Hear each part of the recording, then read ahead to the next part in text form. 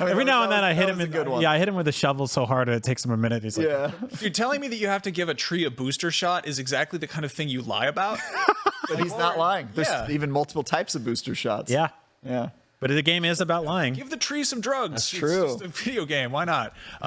Travis, I want to talk to you about what it's like to review an incredibly hard game on a deadline. Because reviewing a game on a deadline, I always liken it to that part in Matilda where the little boy has to eat an entire chocolate cake in front of his and they're like, eat the cake, eat it. You can do it, Brucey. And like, video games are supposed to be fun and they're supposed to be enjoyed. And trying to enjoy them with a gun to your head on a tight deadline. Yeah. How do you do that? How does that work? Yeah, I mean, deadlines can be tough, especially if it's like a very big game that you kind of have to get to the credits. That's a rule at IGN. I think it's a good rule. He's showing Matilda. I can't believe those who aren't watching video. We're playing the Matilda. Directed by Danny DeVito. Killer movie. Go watch it. Is it actually directed by Danny DeVito? Yeah.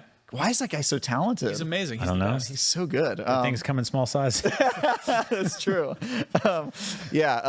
So reviewing games can be a little tough, and sometimes you try to put that aside. Like, okay, I understand I'm not playing this game in the way that it was intended. Right. You're not supposed to just like play more than you want to. Like, I reviewed Hogwarts Legacy, and I think I had like 36 hours to finish that game, and I was just like, all right, finish it. I got it done, but it wasn't easy.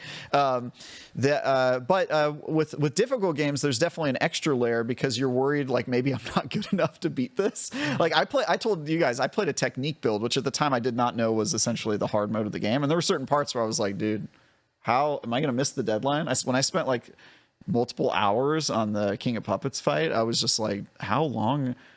What if I can't finish this fight? Like, am I just not going to be good enough? I have anxiety just like thinking about that, It's tough, yeah, because sometimes I just worried about that. But I really like Soulslikes. I think I'm pretty good at games. I'm not going to say I'm the best. No, you're good at player games in the world, but I'm pretty good. You can hang. You're good. I can hang. I'm good enough to get through it. And the thing about Soulslike is the thing I try to remember is that death is not a fail state in Soulslike. It's actually part of the game. Just like you wouldn't get mad about dying in a roguelike because you go, oh yeah, that's part of it, is like you have to start again to get stronger and replay. Soulslike, I think of it the same way because you really are supposed to die again and again so that you can learn the patterns and then get better at understanding the boss. And then when you go in, eventually it will click. And I'll say that to anybody who is playing this game this week and find themselves dying a lot. Have a little bit of faith. An IGN reviewer could beat the game. You can too. Exactly. Right? And so I think it really is just about sticking to it and not getting deterred. The worst thing you can do in a Souls-like is think that, oh, I'm dying, that must mean I'm bad at this or I'm not good enough or whatever. No, dying's part of it. That's part of the genre. I'll add to that. If you beat a boss within an inch of its life and then it kills you, you are allowed to get mad.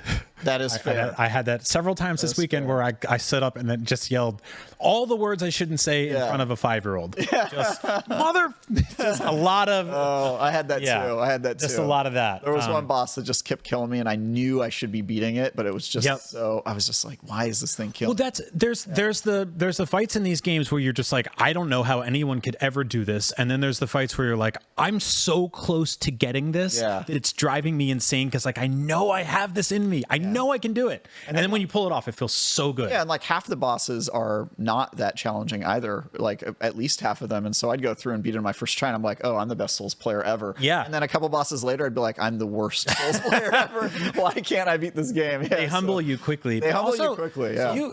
So much of sort of playing Souls games it relies on community and like talking to other people. Do you have like a network of other reviewers that you chat with if you get stuck on something? Or no, are you just kind of on an island? I don't, because I think it's important to view the game from a perspective of somebody who's not doing that stuff. Like, is the game like easy to play without Googling things, right? I think that's part of it. I actually think that's a positive part of the review is that when we were all playing Starfield before it was out, a lot of the stuff was really confusing, and our complaints about that were this game kind of doesn't explain things well.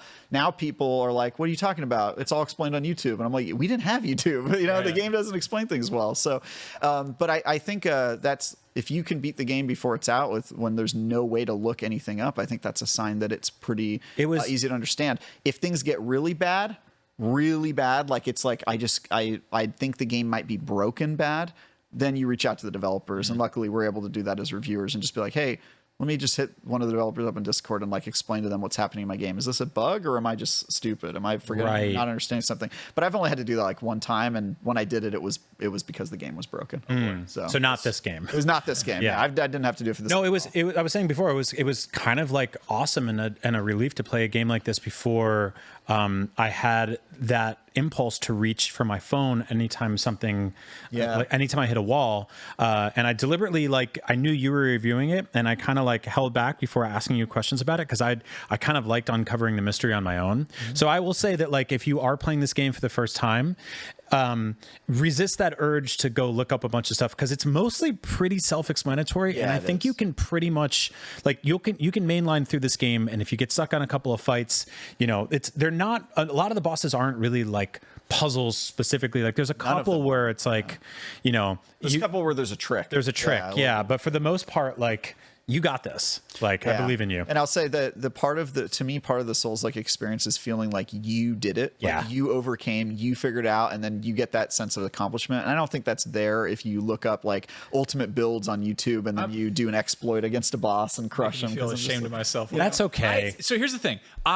This is going to sound completely bonkers. I love these games. I don't like boss fights. Really? I don't. So I like the bosses. I think they're cool, but I like monsters and stuff, but I just typically get frustrated before I will get that eventual like, yes, I did it. But a lot of the time I'll also be like, cool, I saw what it did. I just want to see what happens next. And like, totally fair. I understand that. One valid criticism of this game, and this is in my review, is almost every boss fight has 2 phases. Yeah. And the first phase often feels like it's just a warm-up phase, and the second phase is actually the boss fight. And so when you die in the second phase and you have to keep going, you die in real life. You die in real life.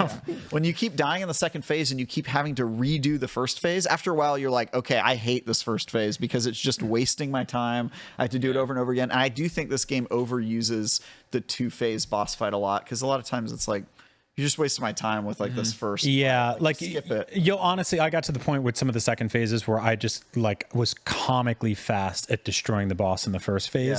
That it was just like, do we even need to do this? Like, I wish, just let me skip it. But Max, I think I understand why you aren't or not like the games. No, well but obviously I think that they're antithetical to the real reason you're here to play them, and that's exploring. No, exactly. Like, it's finding like this. I feel like it's like I read Playboy for the articles. Like, like everyone's like, I like FromSoft because it beats my ass, and I'm like, I like to walk around and see what's in the treasure chest. Cobblestones. Is that his Pinocchio voice? Yeah, pretty good. I'm gonna be a real boy. No, I mean this game is totally like it's scratching that itch for me, and I love the world. I love checking it out. And again, it's also reminding me that like Bloodborne is one of my favorite games of all time. It's also a game I walked away from for like months at a time because I think it was specifically Bloodstarved Beast and then Rom that I just like I just was stuck on them. I just hated them. And there's actually I think there's like 2 bosses in there I still haven't beaten in like the DLC or what. Like I didn't beat the Orphan of Cause because he's horrible. I hate that guy. And also that's the end. Like he's just there. Like you get a cutscene or whatever, and I'm like, I kind of want that trophy. But also, I don't know. I've like had friends come in and they're like, yeah, beat this guy 100 times, and they come in and they die, and I'm like, what are you doing? What are we doing here? But yeah, I mean, it's. I like the bosses. I wish they made more action figures of them. But also, you can play Pinocchio, by the way. What? You could play Pinocchio. Like in the film? Yeah. Because you got a huge nose. I'm kidding. You don't have a huge nose at all. Not really. I'm the one with a big honker over here. Yeah. Weird if Pinocchio was like 7 feet tall. Like he's like, I'm a real boy. Anyway, dude, Travis, thank you so much for hopping on and talking about this game. Everybody, please go watch, listen to, read whatever Travis's review. And I think we can say we recommend Lies of P. In all honesty. Great. Oh, yeah. Where can people find you? And is there anything else you want to plug? Yeah, if you like my reviews, you can follow me on Twitter at TyGuyTravis. If you don't like my reviews, tell your enemies to follow me. That'll show them. That'll teach them. But yeah, I'm on Twitter usually, and then I just write for IGN. I do like. What's your favorite tie right now? My favorite tie? I've got a whole bunch of Star Wars ties. That's awesome. Pretty hard. Yeah. I have one that has like one a for little each episode. Wow. I've got like New Hope tie. I thought you meant like the Disney Plus shows. It's no, Mandalorian Volume 20. How many of them have The Child TIE fighters on them? A couple of them. Okay, good. But that is a great question, because I've always wondered, why isn't there a TIE fighter like playing into the pun, and I've not found one. Honestly, the Star Wars TIE collection's pretty bad. Like I would expect it to be better. I respect that you don't. I feel like I've seen you in novelty ties like once or twice, but you have restraint in that. I have restraint. I'm not crazy. It's got to be a special day. The ties of tea. The ties of tea. No. Wow, there it is. That's a full circle. Well, that's just a.